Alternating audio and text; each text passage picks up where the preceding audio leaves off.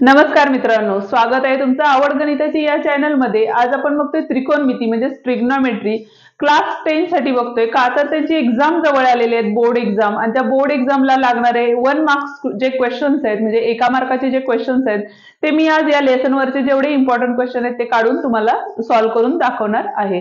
पण त्याआधी तुम्ही माझ्या व्हिडिओला अजूनही लाईक केलं नसेल तर व्हिडिओला लाईक करा आणि चॅनलला अजूनही सबस्क्राईब केलं नसेल तर चॅनलला नक्की सबस्क्राईब करा।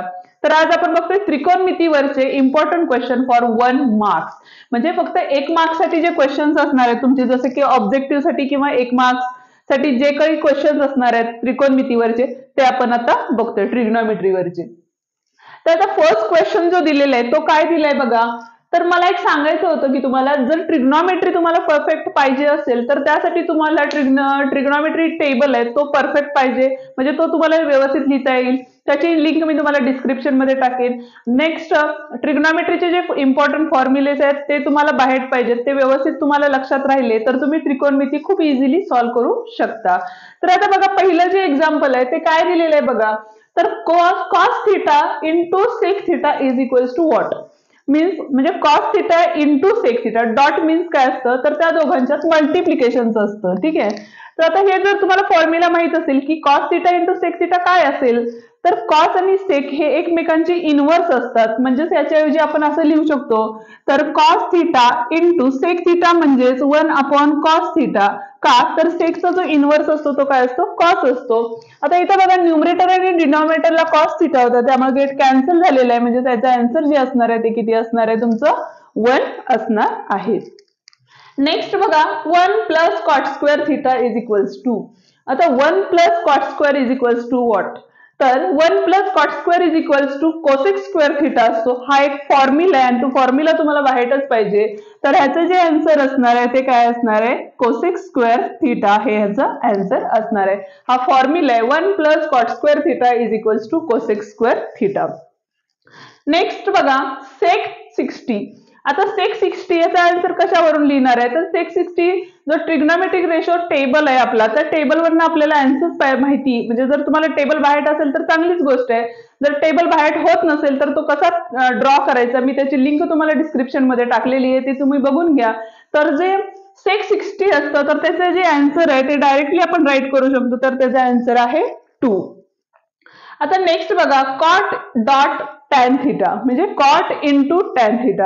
आता परत इथं तेच झालेलं आहे। आता इनव्हर्स कुठले कुठले असतात बघा, तर सेकला कॉस असतं, कोसेकला साइन असतं आणि टॅनला काय असतं, कॉट असतं, म्हणजे हे दोन्ही एकमेकांची इनव्हर्स असणार आहेत। म्हणजे याच्याऐवजी जर तुम्हाला सॉल्व्ह करून लिहायचं असेल तर कॉट थीटा इंटू टॅन थीटाची व्हॅल्यू काय असणार आहे 1 upon cot theta. Then cot theta denominator numerator get cancel झालेले आहे आणि आन्सर किती असणार आहे याचं 1 असणार आहे। नेक्स्ट बघा, sec square minus tan square is equals to find करायचंय आपल्याला।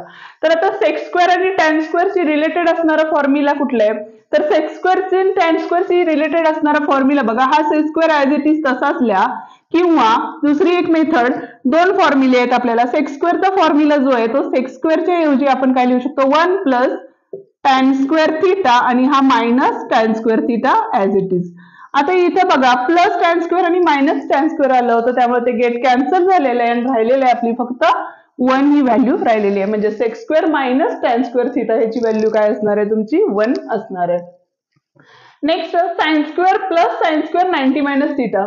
आता साइन स्क्वेअर आपला हा फॉर्म्युला आहे, साइन 90 मायनस थीटा असेल तर तो काय असतो, कॉस थीटा असतो। हा फॉर्म्युला आपल्याला यामध्ये सबस्टिट्यूशन करायला लागेल, म्हणजे इथे येताना काय येईल बघा, तर साइन स्क्वेअर थीटा प्लस ह्याच्याऐवजी आपण काय लिहिणार आहे कॉस थीटा लिहू शकतो, म्हणजे स्क्वेअरिंग होतं त्यामुळे कॉस स्क्वेअर थीटा आलेला आहे। आता परत एक फॉर्म्युला इथं आलेला आहे, sine square plus cos square, sine square plus cos square is equals to 1 answer असतं। हा एक फॉर्म्युलाच आहे, ह्याचा आन्सर काय असणार आहे तुमचं 1 असणार आहे। नेक्स्ट बघा, 1 plus cot square theta upon 1 plus tan square theta.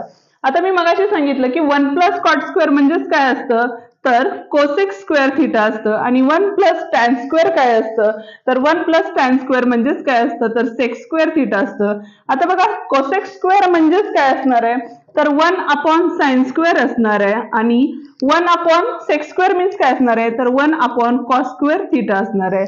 तर इनव्हर्स होतं, म्हणजेच इथे आन्सर काय होईल तुमचं तर cos square upon sine square theta. का तर हे जे न्यूमरेटर डिवाइड मध्ये होतं त्याचं रेसिप्रोकल केलेलं आहे. रेसिप्रोकल करून आन्सर काय आलेलं आहे cos square upon sine square.